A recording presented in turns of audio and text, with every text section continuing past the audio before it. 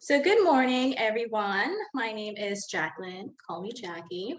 And welcome to the second class for the food waste reduction cooking series. So I gave an intro last time, slight intro about how we have all these items in the household and we don't usually and food, I should say food, and we don't usually use all of it at once. Sometimes we'll go shopping for more food when we still have things inside, and it just becomes a waste. And you'll see the ingredients that we have here later on. You can freeze some of these, you can store it in different ways, just be creative with it. And that's a way to reduce all the food waste. And why not get creative? It's so much fun to cook, cook for your family, cook for yourself. So the lesson for today is going to be chicken stock, pickles, and coulis, which is like a dessert syrup or a dessert sauce. So right before we get started, we're going to play a video. It's going to be me breaking down a chicken, and that's going to be for our stock, and you'll see it as we go, as we move forward. Now, I will say, the video is going to show chicken being fabricated, so if you don't feel comfortable watching it, you can turn the screen off, the video off, if you'd like. It's going to take about 6 minutes. And if anything, I can just tell you when to come back on, if that makes you feel comfortable. So we'll get started with that first. And if you could play that for us, please. Thank you.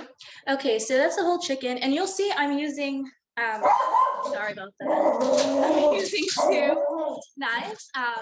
I have my chef's knife and I have a fillet knife, and I'm using the fillet knife right now because it's much easier for me to maneuver, and it's delicate. It's nice because you can get certain parts of the skin. Another thing to keep in mind is that you should have lots of paper towels when you're fabricating the meat, because you want to get that excess liquid. And there I started with the wings, then I moved forward with the legs. And you should get a total of like 8 to 10 pieces total when you're fabricating a chicken. And right now it's still fairly whole, right? But towards the neck, you're going to see the wishbone. You'll see it later on. Some people like to remove that first, because especially when you have like the legs and the thighs and the wings, because you can actually hold the chicken. See, I'm doing it right now, and you can just use that knife to carve out some of the meat. But yeah, so removing the wishbone is usually done in the beginning. And another comment, everyone fabricates their chicken differently, everyone. So you may have learned a different way from like what you see on the screen. That's okay too. Do whatever is best for you. This is the way that I was taught in school. And I've changed it up a little bit, just to cater to my needs, like with my hands or my height, because everyone's different, right? So when you have that cutting board in front of you, do what's comfortable for you. And this is a really great way, like when you purchase the whole chicken, it's a really great way to save money, to be able to use the entire part of the chicken. And it's a lot of fun. You're learning something new. So at this point of the video, I'm removing the keel bone. When I did it, the keel bone actually broke. So you usually try to get the entire bone. See, it's right there, I'm holding it up there. And that keel bone is found by in between the chicken breast. And let's see. Yeah, so you'll see as I make the stock, you'll see the parts of the chicken that I end up using for the stock. The other parts, I'll show you once the video is finished. What I did was saved the other parts. So it's going to be the chicken breast, the thighs, the legs, the wings, and the tenderloin, which you'll see. I'll point it out later. Yeah, so I put those in baggies and then I put them in the freezer. for storage, which it's great because you can use those for other meals. You don't have to use everything all at once. All right, so at this point of the video, I am just removing excess skin, excess fat from the, and silver skin from the chicken breast. And then I'm starting to pull out the tenderloins, right there. And that's always good for like chicken tenders, if you want to fry it. So yeah, and I'm keeping the breast whole. I'm not pounding it or slicing it, not just yet, because I'm not going to prepare it today. So you'll see that it's nice and whole. And it's always good to, like I said earlier, to constantly wipe the chopping board or the cutting board, as well as the excess liquid from the meat, because it helps you, it keeps your workspace clean, and it helps you work with the chicken. All right, now we're moving forward, and we're going to remove the bones around the thighs and the legs. And there's a part towards the back of the chicken that has the oyster. And I'll show you that. You'll see that in the video as we go. And the oyster, it's just these two little, like, let's say nickel size, I mean, not nickel, quarter sized pieces of meat. And that's supposed to be like the prized part of the chicken. It's supposed to be really good. The texture is really nice. So it's always good to save that part, or to remove it. Don't just throw it in the stock. It's good to cook that piece. And yeah, I'm removing extra skin. And some people like to leave the thigh and the leg together. But what I usually do is I cut them. Just because I like to braise my meat, and I like multiple pieces in there. And you'll see that there. And if you have any questions about where I'm cutting, like the exact slice, or anything about like the fat or the excess skin or bones or cartilage, feel free to ask or type it in the chat box, because you can see it on the video, but you can't, you have to do it yourself in order to fully understand like where to cut. And now I'm removing that oyster that I was referring to earlier. So it's just too small. Okay, so it's a bit larger than a quarter, but those are the oysters. And then let's see. Okay, actually, that's it. So thank you, Vaz, for playing that. I do have photos of the pieces as well. But for now, I'm going to show you the baggies that I was referring to. It's slightly frozen at this point, but so I separated them by piece or by part. So it's the chicken breast. I have the wings and the oysters or the tenderloins, and then I have thighs and legs. And that's good because it's already portioned out. I don't have to remove a large bag. I don't have to remove a large bag and then thaw it all and then put it back in the freezer. Technically, we're not really supposed to do that. It's not good for the meat, and it's not good for us. So I put them in smaller bags, and then with every meal that I'm going to prepare, I just take one bag out, thaw that out, season it how I want it, and then prepare it. Okay, so going back to the other parts of the chicken, we're going to use the ribs, like towards the back. You'll see it when I get it out. But the carcass of the chicken, basically, the rest of it. And I put that in a separate bag right here. So we will make chicken stock today. And those are the pieces. Thank you. Those are the pieces of the chicken. And it's always good to put, as soon as you're done, or if you know that you're going to take a while, it's good to have ice, right? Or put them in the baggies right away, and then put them in the freezer or the fridge, depending on when you're going to use them. I did this for the photo, so you all can see the pieces that I have. You have the thighs, the drumsticks, the chicken breast, the tenderloins, and then the wings. Some people also take the tips of the wings out, but I just leave them on because I don't mind them. And then the stuff that's towards the bottom left, that's the excess skin, excess fat, and then the bones that we're going to use for today's stock. So we're going to start with the stock. I don't have the really large stock pot. I have this, and it'll do because it's just me.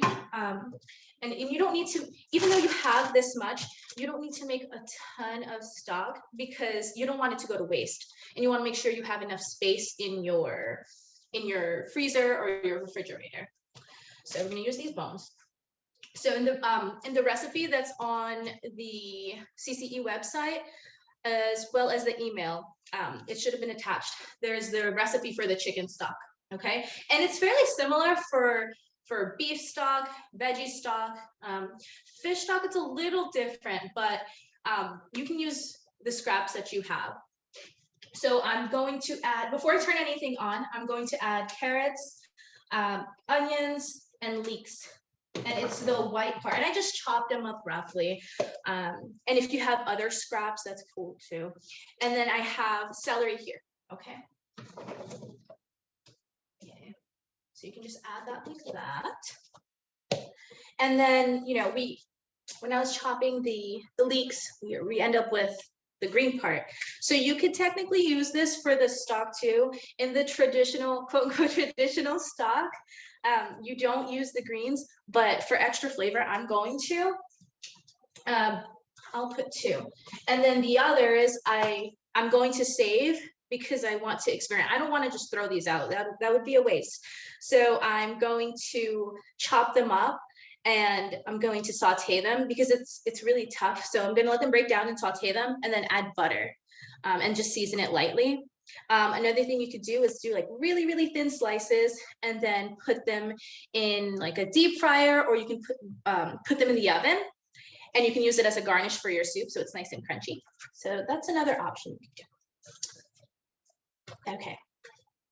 And then for traditional stocks, you usually have the bouquet garni, which is a cheesecloth, and inside that cheesecloth you have, well, when you wrap it, it's bay leaves, black peppers, black peppercorns and different herbs. If you have fresh herbs, that would be great. If not, feel free to use the dried herbs. So that's what I'm going to use today. And I don't have the cheesecloth, and it's okay because I'm going to strain everything anyway. So I'm just gonna put that all in here. And you can put as much of the herbs as you want. I'm going to put, it's like 2 tablespoons. You don't have to put salt just yet because you're not making a soup or anything. It's just the stock. So that flavor, the salt flavor won't even really be there. Okay, and at this point, I'm going to add the chicken bones, okay? So you can see that over here.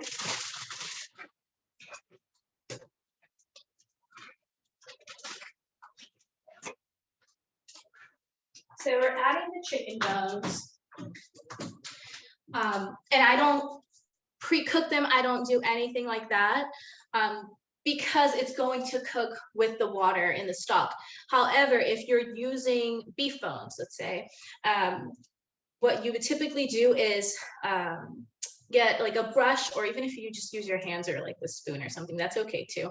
And you get tomato paste and you just brush the tomato paste onto the bones and then put them in the oven, and you want them to brown.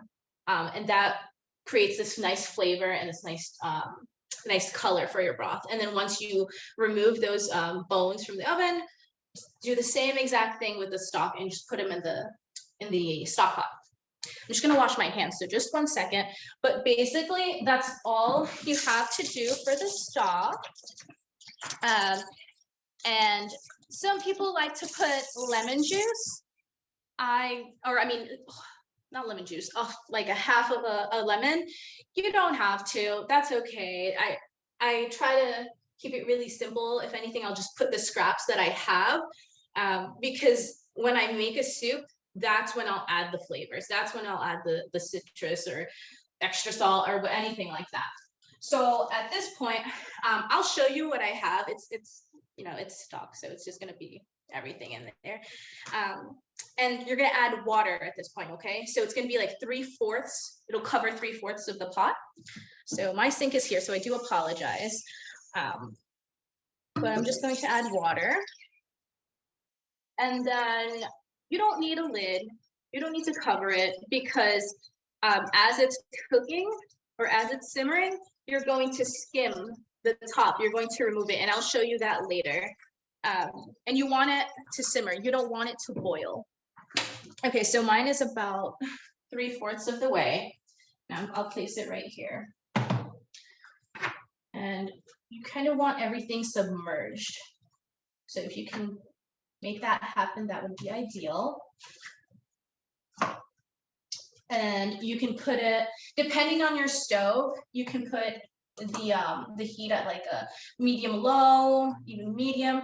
I'm putting mine, I'll put mine at a medium low because mine it's really strong. Sometimes I put it on high and it's low. Sometimes I put it on low and it's really high.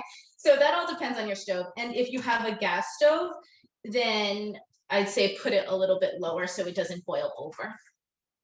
Okay, so you can use, I think you see it, it's kind of like sticking up a little bit. So just keep it submerged as much as possible. And it'll go down too as it cooks. So 1 second. And then you just let that do its thing. It's gonna simmer. And we're, like I said, we're gonna strain everything later, so no worries about like all those small pieces. Now we are going to move on to the pickling liquid, okay? But do we have any questions so far? Anyone? No? Okay. So for the pickling liquid, I'm going to use this size pot, that's okay, saucepan. And today we are going to pickle onions. I don't know about everyone, but sometimes I don't get to all my onions and they start to go bad. So I figured why not pickle them? It's always a good topping for tacos or for like a grain bowl or anything like that. Oh, I have a question. Any veggie scraps you shouldn't put? I don't like to put garlic in mine because what I've noticed is that if I put garlic in the stock, like the actual piece of garlic, it'll get blue sometimes. And I don't know if it's just the garlic that I'm using, but it'll get blue like as it stores or as it cools in the fridge. So I try not to put garlic, but you can put like the peel of the onion, the scraps, anything like that. That's okay. Maybe not beets. I mean, that's kind of like an outstanding thing, but beets just because of the color. Yeah, other than that, I think you're okay.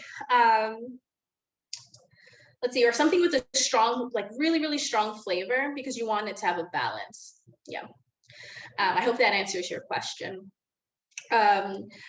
Another thing, you're welcome. Another thing with stocks or any type of broths or anything like that that you make. So let's say you have extra, right? You want to store, you store it in one of these quart containers or just any container. When you're going to reuse it again, it's always good to reheat. You can either boil it at that point when you reheat it, or make sure it's at a temperature where it's killing bacteria, especially if you've had it there for like a few days. So it's always good to recook the stock or the broth. Okay, thanks for that question though. So we're moving on to the pickling liquid. Today we're going to use the onions. I have red onions here. You can use whatever kinds of onions you like. I have cucumbers, and then I have radishes right here.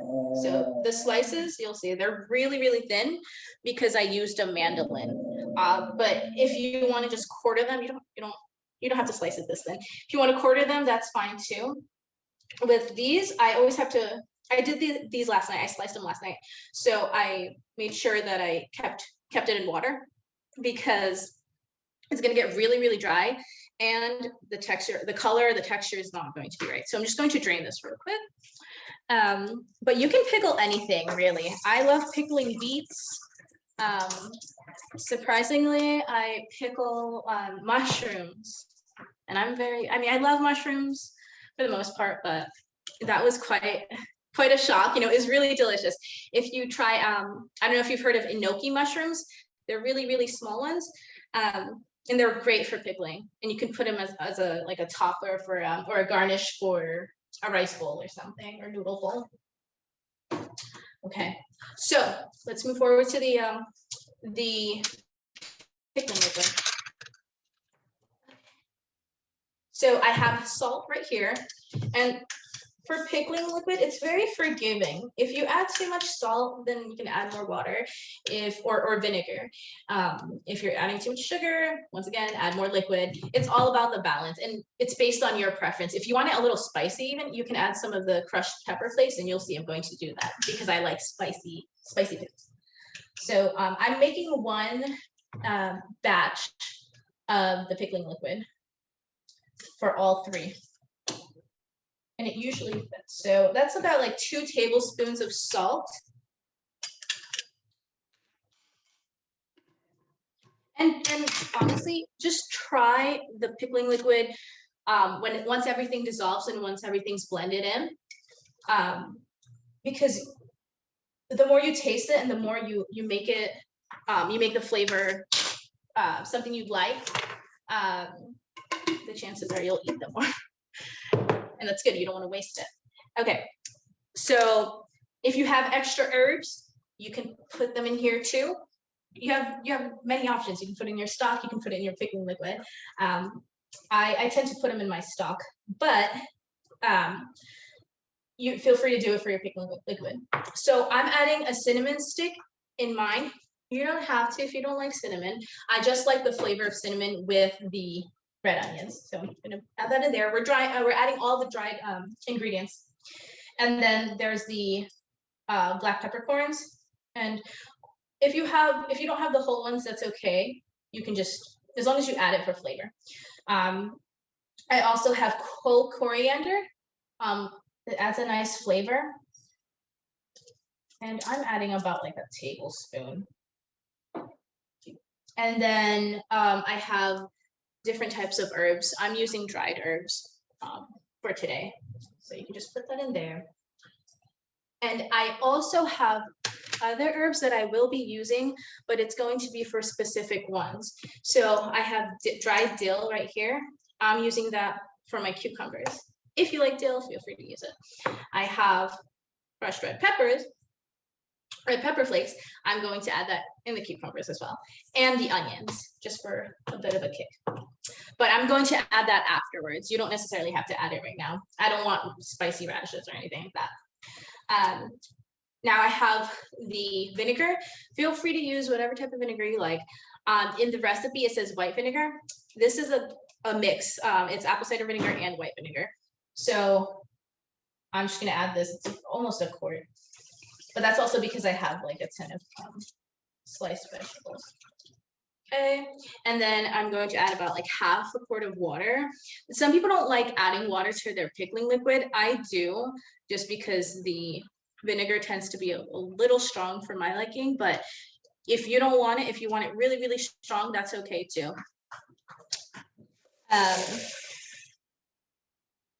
There is also, if you haven't heard of this type of vinegar, it's there's a coconut vinegar.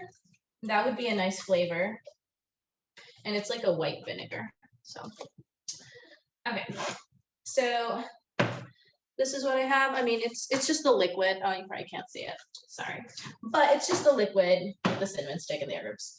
And so this, we can just put it on a medium-high heat so that everything dissolves, and we'll just stir it consistently. But that's about it for the pickling liquid. Once it's fully dissolved, and once you taste it, and if you like that flavor, great, just let it cool. I don't have containers to cool them, so I keep it in this, and I just like remove it from the heat. If you have containers though, like if you have mason jars or anything like that, you can pour it in there. Just be very careful, of course, because it's hot, and then let them cool. Either way is fine, because we're going to refrigerate everything afterwards. Okay, so just let that be. It's okay over there. I'm gonna put these to the side. Do we have any questions so far for pickling or anything at all? Jackie, is the recipe that you're using just one that you would use for refrigerator pickles? Or is it really similar to one that people would use for canning pickles as well? Okay, so it's for the one that you refrigerate. Okay. Thank you for that question. Yeah, it's the one that you would refrigerate. That's what I typically use. And it goes really well with different dishes. And like I said, I always bring up bowls because that's the most convenient thing for me. But everyone is different. So if you don't like, like grain bowls or anything like that, that's okay. You don't have to go for that. You can, like I said, you can use it for tacos or salad, or if you have a protein and you like if you want like a tanginess to it or a specific vegetable, you can just put it on top as a garnish. It's very, very good. Okay, so my stock is actually, it doesn't look like it's simmering just yet. And I know that's because of my stove. So I'm just going to turn the heat up a little bit more so it can get moving. All right. So we have two things on the stove right now. Final thing we're going to do is the coulis. And you would usually use a saucepan, like a smaller one, but I don't have another one. It's just me here, so I have a limited amount of saucepans. So I'm going to use this small skillet, and I'm making a small amount anyway, so that's okay. So you can use a skillet as long as it has, space. That's what's best. Okay, so this is a fun part for me because I love fruit. I'm using a combination of blueberries, strawberries, blackberries, raspberries, and I had frozen mangoes and pineapple, so I just added a few of those in there. You can use any type of fruit you want. If you have oranges, that's great too, or lemons. We're going to use lemon juice in this, so feel free to use like the lemon peel or something. During our last class for that grain bowl, I believe I used lemon juice as well. Yes, I did for the meat. And if you're saving those the lemon peel, that's great because you can put it in your water. You can put it in coulis. You could also bake it so that you get this like delicious flavor. So bake the lemon peels with pineapple, cinnamon, brown sugar, and that's like a dessert right there. So that's another option. Okay, so let's get started with coulis. So for this, you want the heat on right away. So I'm putting it on medium. Yeah, medium, low, because you're cooking off of that fruit, right? You're breaking it down. Let's hope it's good. Yeah. And then you're gonna have your fruit. You're gonna need your lemons. You're gonna use lemon juice and lemon zest. So let me just grab my little zest. And then if you don't have one of these for the zest, that's okay. You can just use the lemon peel, and then if anything, just take the peel out of the coulis after, unless you want that strong flavor. That's okay too. Okay, and then we're going to use sugar. So white sugar, you can use brown sugar, that's fine. And then a little bit of water. So, okay, so it's getting there. So you're going to add the berries. This is very, very simple, and it's delicious with dessert or breakfast, like yogurt or something. Okay, so it's there. And mine's a little frozen, still frozen. So if you thaw it out, it'll make the process go faster. And you can add everything at this point. You can add the sugar. I don't like things that are too sweet, so I'm only adding like a spoonful. If you didn't even want to add sugar, that's okay too. It kind of helps it though to have that like a certain texture. So this is about like a teaspoon. If you like things really sweet, go for it. That's fine too. And then we're going to add the lemon juice. I'm doing one lemon, the juice of one lemon.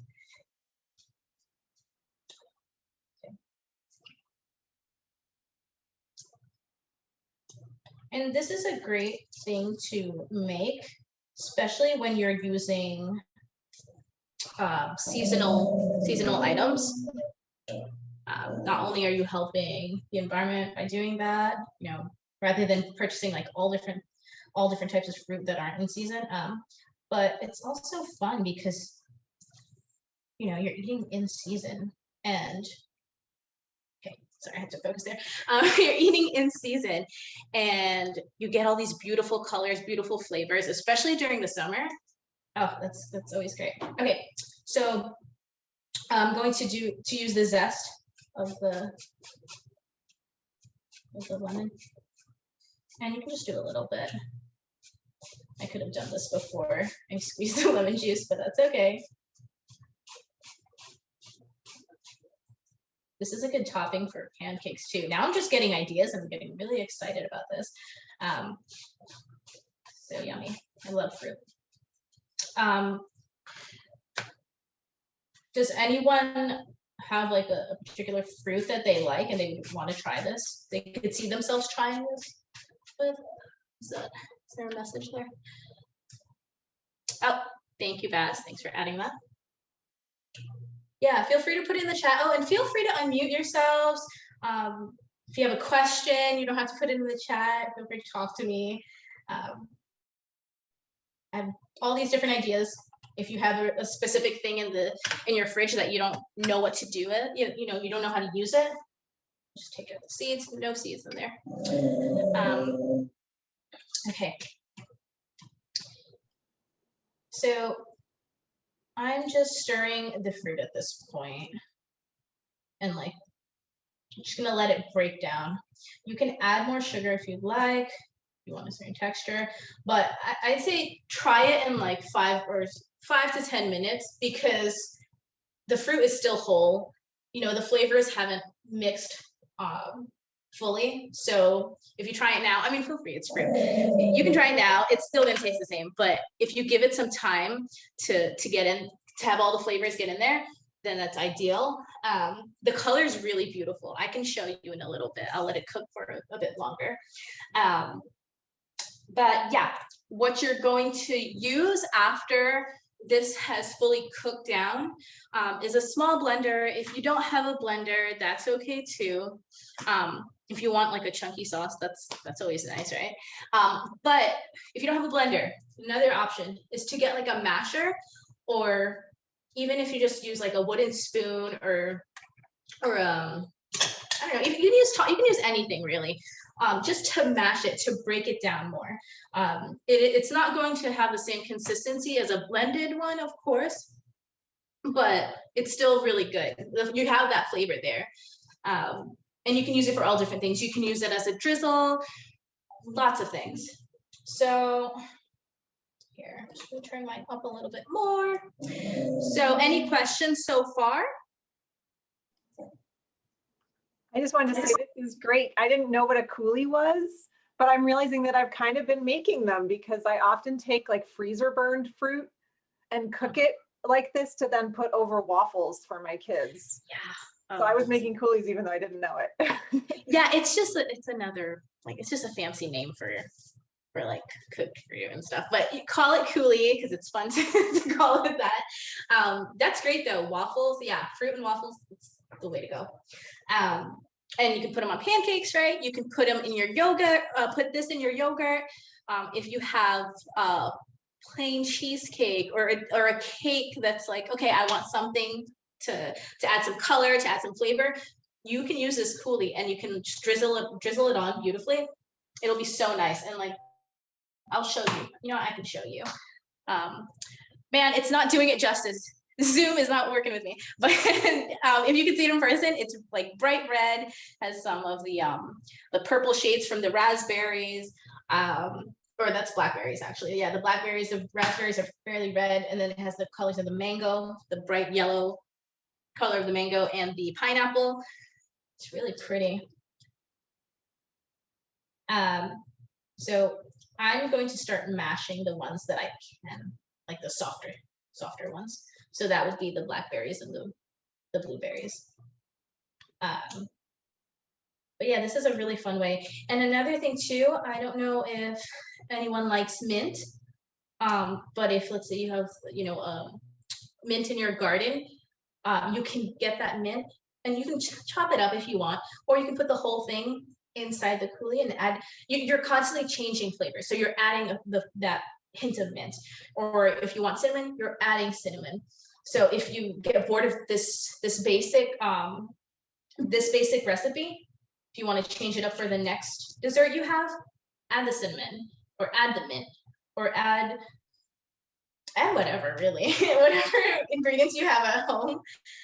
Experiment. Don't be afraid to try it, because you're able to utilize what you have in your fridge or in your pantry, that you wouldn't have expected to use before. And that's always fun, right? And that's going to help you. That's also going to help you create new recipes for dinner, for your family, or for yourself. Okay, so at this point, I'm just stirring my pickling liquid, and even if I put this towards the camera, honestly, it's just the liquid. Everything else has dissolved, besides the cinnamon stick and the herbs. But the sugar and the salt's all set.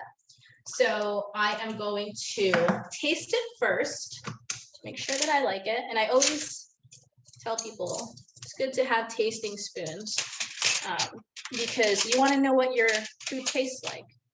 You don't want to make it and the next thing you know, there's not enough salt or not enough sugar, or too much sugar, too much salt, right? That may change the entire dish. But we still wouldn't throw it out. We would still eat it, because we would balance out the flavors. That's the key, balancing the flavors. So I'm going to try the pickling liquid. Just 1 second. Ooh, that's really strong vinegar. And I already added some water.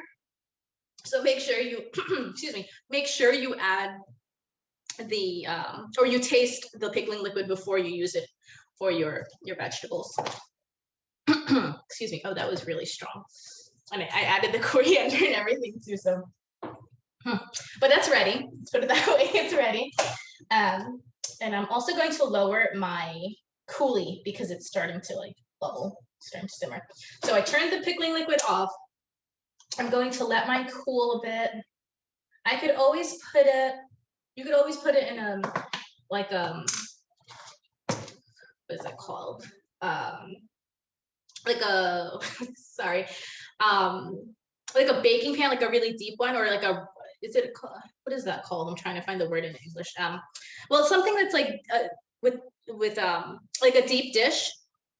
Excuse me, a deep dish, so that it cools more. So I'll show you what I have. I could always put it in this one, because the container is much larger, and it'll cool faster. And that's what you want when you're cooling things. But since it's just me here and I don't mind, I'm just going to keep it on in this saucepan. I'm just gonna wait for it to cool. Just gonna remove it from the heat.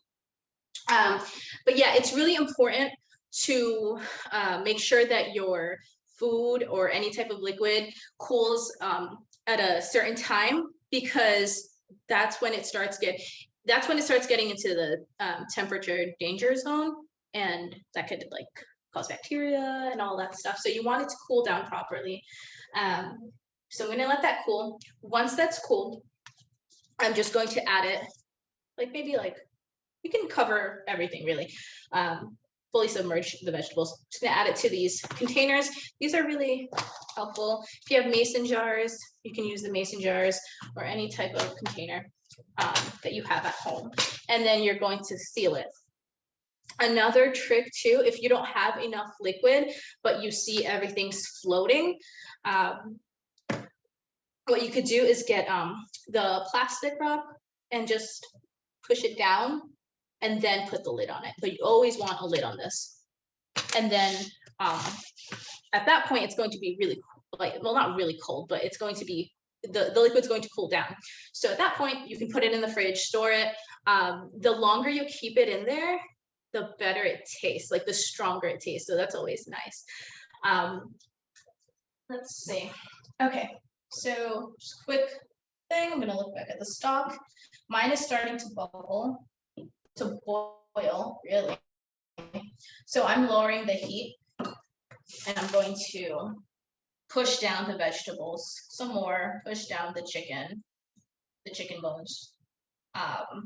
And you're going to see, when you're making this stock, you're going to see like little pieces of chicken. You're going to see like the fat, it's all going to float towards the top, right? So not to worry, that's okay, that's all right. So you're going to skim the top, like I was mentioning, and you're going to remove the fatty parts. You're going to remove the excess oil. But I'm going to wait a little longer because I do have dried herbs in here, and they I don't want to remove that just yet. Like if I start skimming, I'm going to end up taking that out too. So I'm just going to let this keep simmering. See, it's boiling. It's my I have to lower my stove. But it smells really good at this point because of the herbs, because of the leeks. That's always nice. And yeah, just keep everything submerged. And the chicken stock, mine usually doesn't have that much color.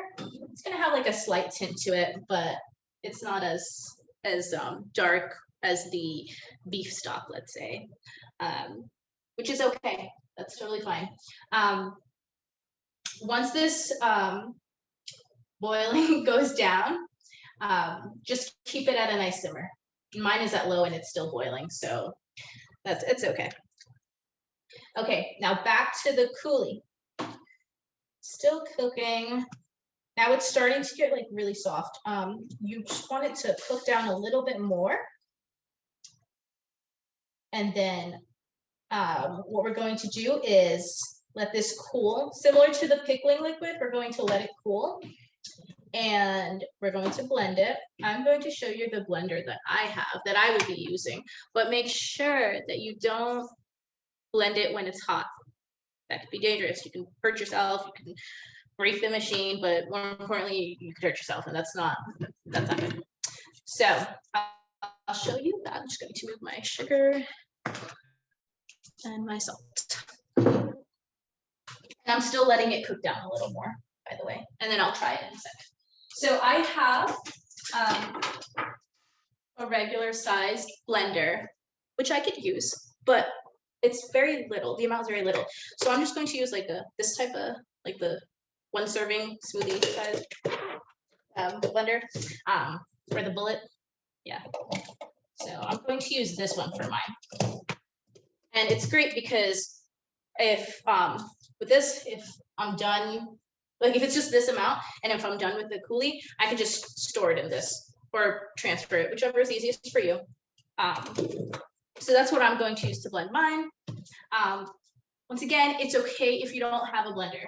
You can just mash it. And of course, if you're using a saucepan, it'll be much easier to do this. I'm using a mini skillet, so I'm just afraid I'm going to lose some of my berries and mango, so I'm not mashing it here. But it is starting to break down, and I'll show you. Okay, so you still see large chunks, but that's because the strawberries and the mango have not fully broken down. But the berries are already starting to get mashed. Any questions so far? Okay, the stock, how long do you have to cook the stock for? Okay, so my pot isn't that large. So I'm only going to keep this on for like, 2 hours, possibly. If you have a larger amount, then you can keep it on for like a good 4 hours. But if you don't have that time, and you don't want to keep it on for 4 hours, I totally understand. That's okay too, as long as you get all those flavors going. If you get a good simmer going, you'll extract all the flavor and let it flavor the water, basically. And mine is still boiling. When it's beef bones, do you remember how I mentioned you have to roast the bones with the the tomato paste, you want the color of the beef bones to show in the water. So it's going to be like a brown liquid. You want that color. If it's not that brown color yet, then it's not ready. When it's fish bones or any type of seafood, it's going to come out clear too. So it's harder to tell with chicken or seafood. I hope that answers your question though. Yes, sometimes water gets off. Yes, okay. I'm glad that you mentioned that, Baz. So some people also cook it overnight. Some people don't want to keep it on that long, so that's fine. But if you do, you're gonna get that flavor, that delicious flavor. So you can do it overnight. You do have to keep an eye on it, or just keep it really, really low. And some kitchens or some people have the stock pots that are really, really large, right? So that's ideal for when you're making stock. So it's called stock pot.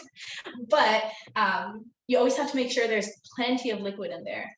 And you'll learn later on when I have my other classes that there are different types of sauces, like mother sauces, and a lot of the bases are from the stocks. So the better the flavor of the stock, the better your sauces will come out, or the better your soups will come out. And you're already using it, like you're already making a stock, so why not make it like even more delicious? Add all the scraps that you have, onion scraps or carrot scraps, anything like that. But yes, any other questions? Okay, mine is starting to simmer, it's not boiling anymore. Okay, so the pickling liquid's cooling, the stock is simmering. I'm going to keep my stock on. We only have an hour for the cooking demo, so I can't show you the final product of the stock.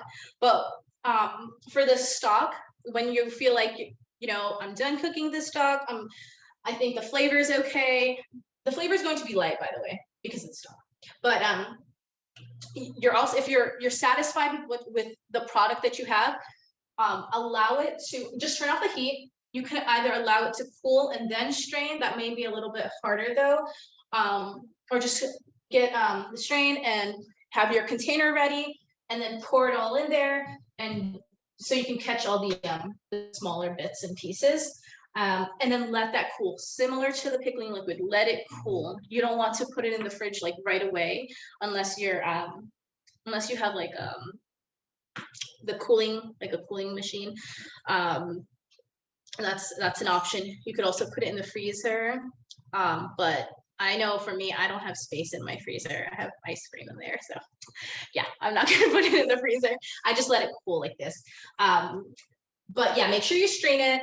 And then when it's cool and you store it, that's all set. But when you're going to reuse it, make sure you reheat it and let it boil, let it simmer, let that temperature get really, really high to remove all the bacteria, and it's just safer for eating. Okay, and last one, the coulis. The coulis is working, and it's pretty much done. My mangoes are pretty whole, but I feel like mangoes are very difficult to break down anyway. So this is done, and I don't want to burn the fruit.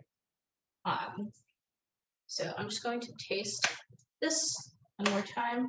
I'm going to turn off my heat though, because mine is ready. It has a beautiful red color. See? All right.